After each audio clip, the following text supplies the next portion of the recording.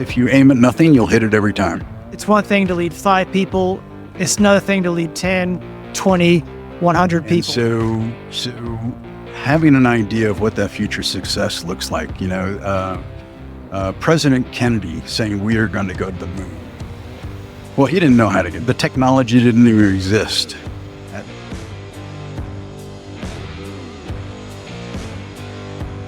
Welcome to Startup Anthology, a podcast about startup culture, where I spotlight the untold stories of startup employees, managers, and founders. I'm your host, Jeremy Willis. In today's episode, I kick off a brand new fireside chat series recorded live at the monthly Military Connected Mentorship Meetup. I am proud to co-host this event with Andrew Parton from Command Post Cohort and Lauren Postler from the Texas Veteran Chambers Coalition. Today's guest is a friend of mine, retired Colonel Jim Orbock.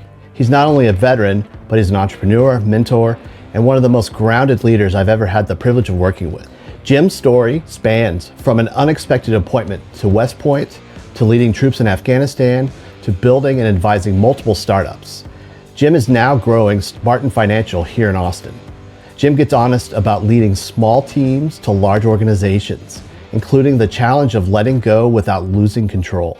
He also breaks down what servant leadership actually looks like and how to build a team culture that lasts.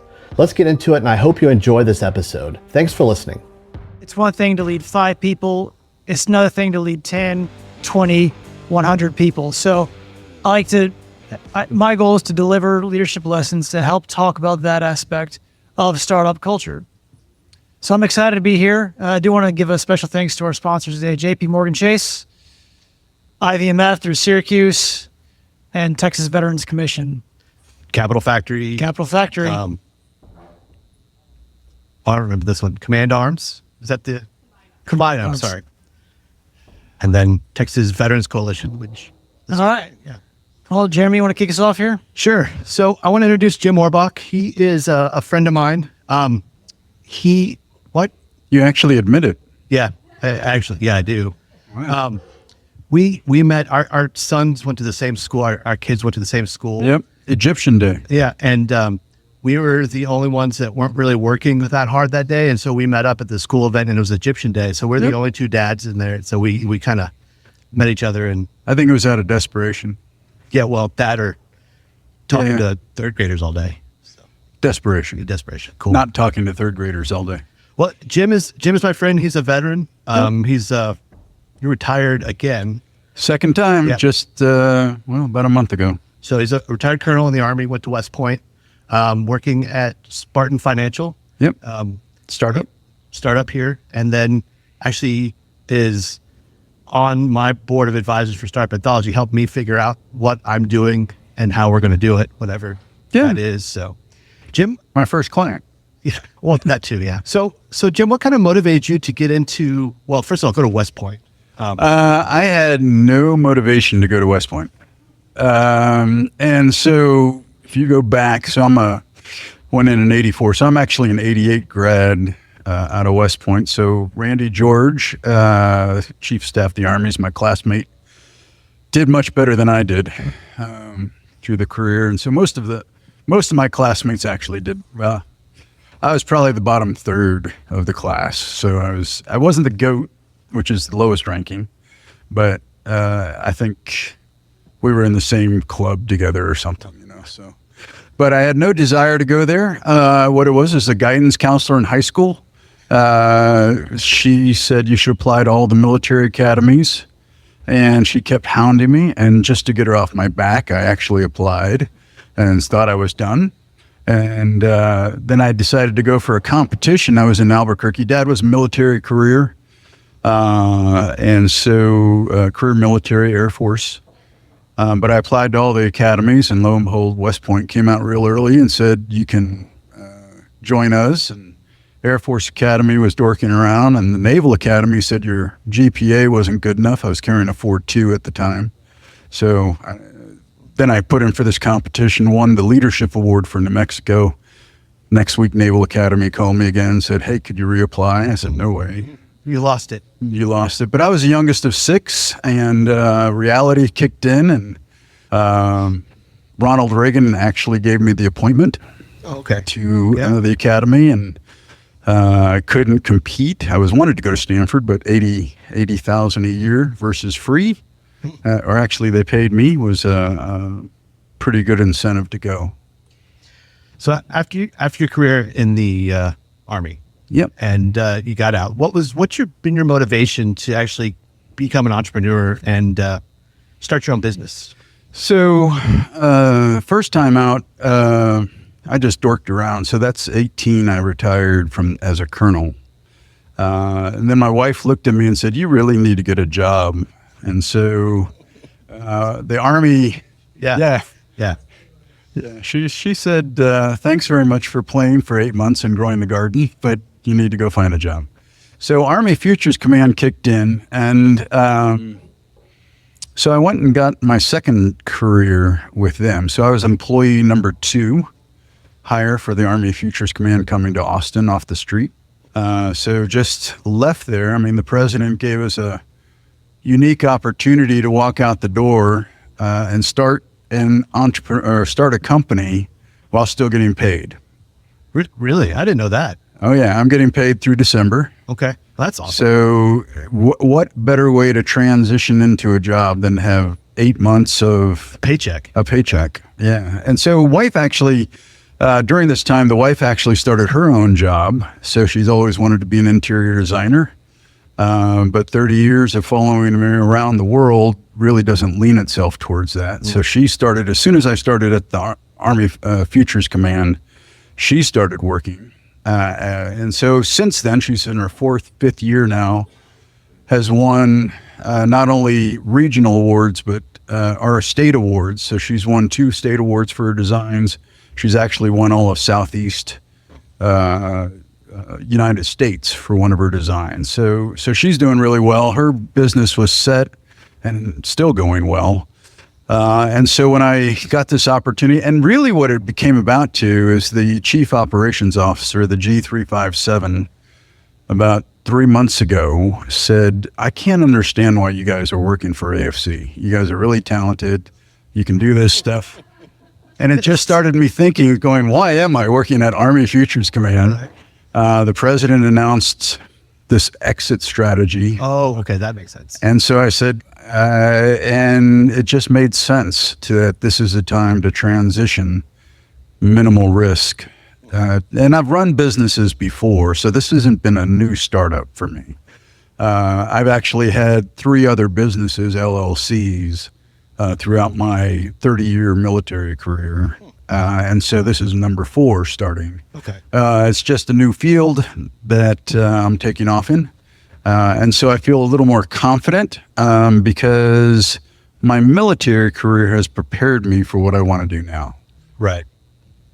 What so through your military career, your 3 other businesses, what are the top 3 lessons learned that you're bringing into this new venture that you're working on with Spark? Top 3 lessons. First one is get a good lawyer. Second one is Good thing it's being recorded. yeah. Second one is that it's not a solo effort; it's a team effort. Mm-hmm. And the third one is spend as much time as you can narrowing your vision of what you want to do. Okay. Because there'll be so many distractors, so many things that will want to pull you off target. We used to say in the Army, if you aim at nothing, you'll hit it every time. That's yeah. And And in the Navy too. So yeah. Oh, well, you guys usually do that. Yeah. Well, ballistic missiles, you can aim at nothing and still. Well, yeah. You just got to get approximates good enough. Yeah. It's like horseshoes, hand Hand grenades, grenades and nuclear warfare. Yeah. So, out of those 3 lessons learned, and like the lessons learned at this going forward, what advice would you give to your younger self? And honestly, would you have listened to it whenever you told it? I probably wouldn't have listened to the lawyer part. Okay. I mean, who wants lawyers hanging around? So, no, lawyers are great guys. I have very good friends that are lawyers and they keep me out of trouble. Probably the other one, the experience was about narrowing down the focus. I think all 3 is what I would tell myself. And I really, I don't know if I adhered to that very well. Early on as a lieutenant, everyone's told, listen to your non-commissioned officer because they'll keep you out of trouble. And my wife will tell you probably for the first 5 years of our marriage, I didn't listen very well. She'd be talking and, it'd be sort of like that Charlie Brown wah, wah, wah, wah, wah, going on. And so I think I've come to appreciate different perspectives and different personalities in a way that I value their input much more. I may not agree to it, but the different perspective gives me, and that's probably the biggest thing, especially looking back down, is the ability to have perspective, the larger view, in order to narrow down where do I fit into this ecosystem and how can I contribute value into that ecosystem. Gotcha. And so right now, looking back at myself, I don't know if I really valued perspective. You ready to bring your half of this on? I'll give you the mic and then. Thanks. It was a tag team. I feel like I'm wrestling. I told you WWF. It's the position of honor here. You're in the position of honor. So I want to unpack what you said a little bit about narrowing your vision, because I feel like you're right. As a single person business, right? Especially at startup, right?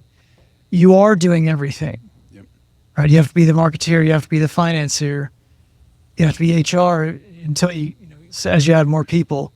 So how do you begin to narrow those things down? And really, how do you key in on and make sure you stay keyed in on what you want to achieve as a business? Yeah, I think I'd throw in probably 3 or 4 things, bits of advice. There's an old adage that if you want to learn something new, read an old book. And if you want to learn something old, read a new book. I feel like that's accurate. And so there's this old book called The On-Purpose Business, which really helped me. And it's the second part of a book called The On-Purpose Person. And so it was really kind of an interesting book in the fact the guy took all these things that were out there in front of him and kind of played this imaginary tennis match and said, of these two, it was kind of like the final 4, final 16 in basketball. And he narrowed down which was more important. It was a matter of priority to get to what was the most important thing. And really what I liked about that was it was one lens, one way to approach what was going on. And there's numerous ways that you can do that. There's, the Myers-Briggs, there's team Myers-Briggs, and there's a lot of argument either way on whether that's good or not. There's other team building. I feel about that. Yeah, you agree with that? There's other team building things out there. There's other ways to narrow down. But I think if you could start reading books, I'm reading this one called Venture Deals right now. And it's just really illuminating because it's coming in not only from the VC side, but also from the entrepreneur side of what's important, what sort of thing. So I think reading's one.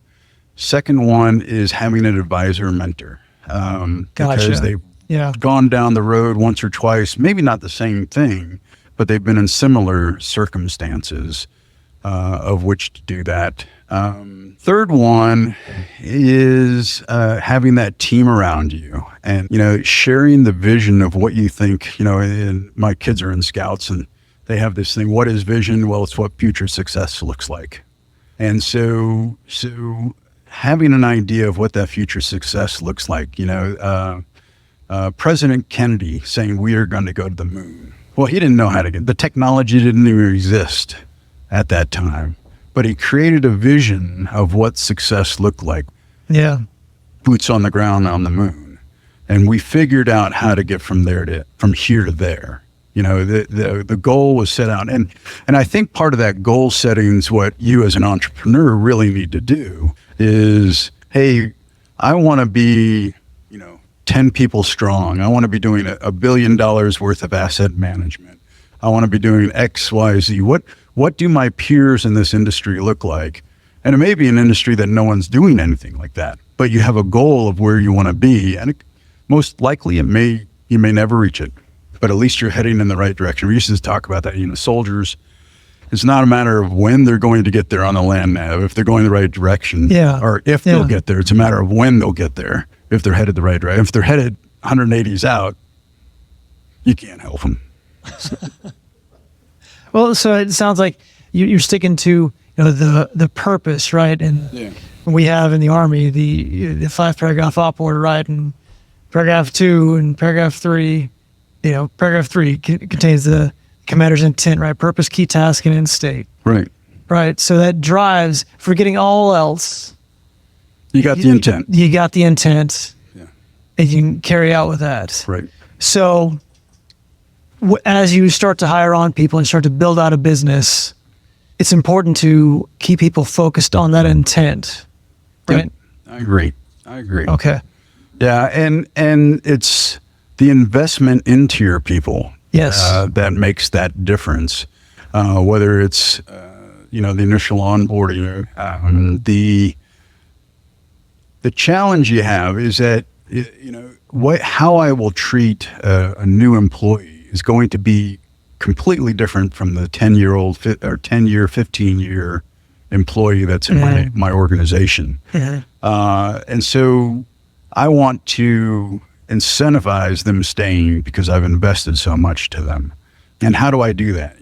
The conferences, investing in their career, investing in their personal goals. And it takes time then, when you talk about expanding out, to figure out, does what I want to accomplish or the goals for the organization, how does that align to the personal goals of the individual? And can we have it to be such a way that it's a win-win situation, really a win-win-win situation, right, for the company, for the investors, for the individual. And you end up with loyalty out of and truly the hard part of any wading through all these different variables is that ability to build trust and maintain trust. Like that. And so, do you have my back? Do I have your back? Can I stay with you long term? And it's counterculture to what much of what industry is talking about now is, you're here just to perform for the little bit 2 or 3 years that you're here, and I just want you to perform. I have no loyalty to you staying with me long term. Mm-hmm. So to me, it sounds very similar to what Simon Sinek would say. Right? You start with why. Yeah. So you explain your purpose, and that. Let me say this back to you, make sure I got it right. What you're saying, like that will help build trust, build loyalty with future employees from 0 to 5, 5 to 10, 10 to 100. Which brings me to another question. So in the Army, in the services, right, we are part of a large organization. We do not have an empty calendar. We have a very full calendar. Yep. Wherever we go. And we are all very aware that we are small cogs in lots of a big calculator, big machine, right? So that is a very different type of requirement, very different type of leadership than being a startup or small business owner. So can you talk to me through kind of some of the challenges there with being, in a big, larger machine and then being your own machine? Actually, I think one of the nice things is you probably have more freedom in your startup or small business. Of course, there's more responsibility. If you don't do it, it doesn't get done. Yep. Most of the time. So you especially if you're a one-person startup, it all falls back to one person. But there's a lot more intimacy. And I think the challenge for a lot of startups as they grow bigger into the culture changes. And so how do you maintain that intimate culture as you get larger? And I'm not sure I have a good answer on that. Probably the one that I would reflect on, it was really kind of, I was just reading it today. There was Napoleon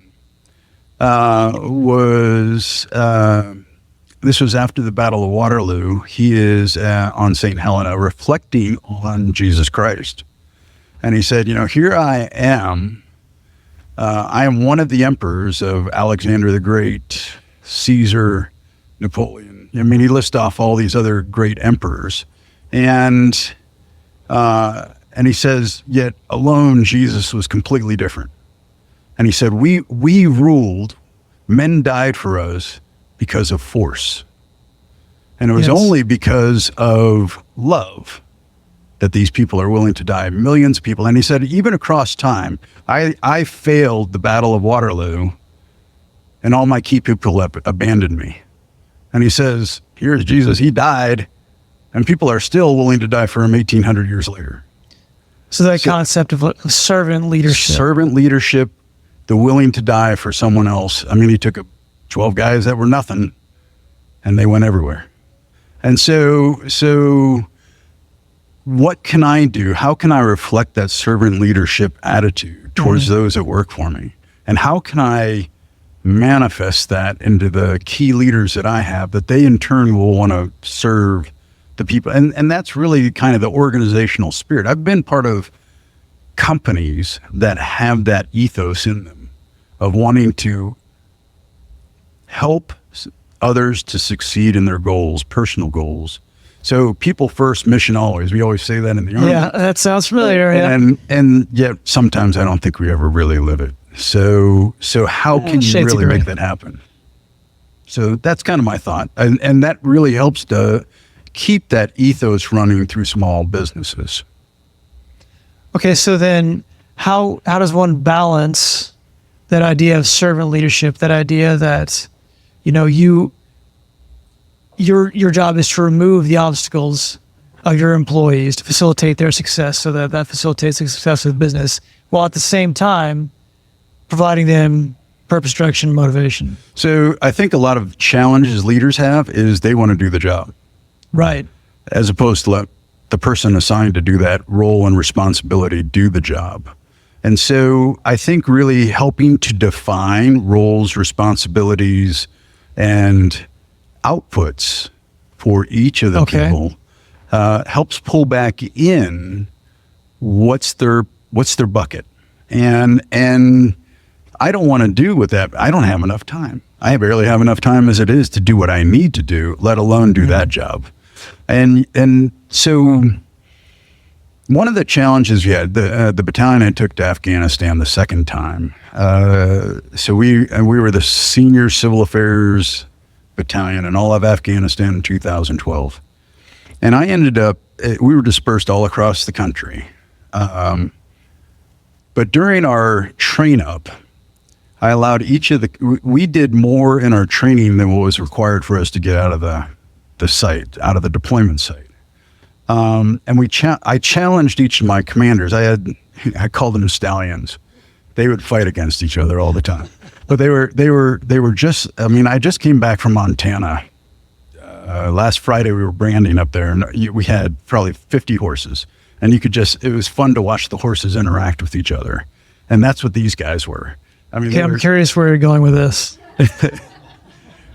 What I did was I gave them freedom to execute within their sphere. Wait, the horses or your commanders? Both. Okay, right. Sorry. No, the commanders gave them guidance, direction, and they operated within their own sphere. But you also want to throw in challenging to them too, because they'll get the stallions, just like the stallions up in Montana. When they're bored, they'll start fighting with each other. It sounds like my kids. It's probably pretty close. Big kids. But giving them purpose, meaning, direction, challenge, while looking for their best interest, and knowing that they are in a safe environment that they can be trusted. All right. You want to finish up here, Jeremy? You got any questions before we turn it over to the audience? No. I just want to reiterate on the two things. Is when you're starting a business and you start by yourself, you are in charge of doing everything, right? And as you bring on more people, you have to develop that trust to help them take it on. But it's really hard for you to give up ownership of something because you've done it a certain way all this time to get it out from 0 to 1, and now you're going to 2, and that's a big change, or to 10.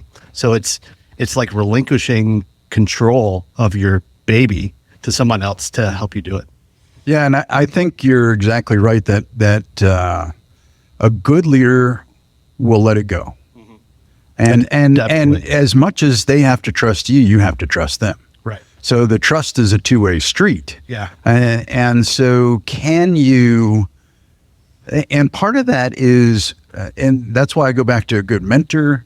That's why I go back to reading stories, reading an old book. You'll find that these are sources by which you can build your own self-confidence. And so a good leader is confident in themselves and is willing to trust. Now, the flip side of that is, I call them data points. When people started creating a pattern of behavior, pattern of performance that did not align to being successful, Right. That's huge. You got to then you address it. Yep. got to remove that. Yeah. If possible. And then the one last thing you mentioned, like as startups and small companies, there is a sense of psychological trust as well of within that team where you can be and say and almost do almost anything, whether it's stupid or great, and feel comfortable in that group to fail.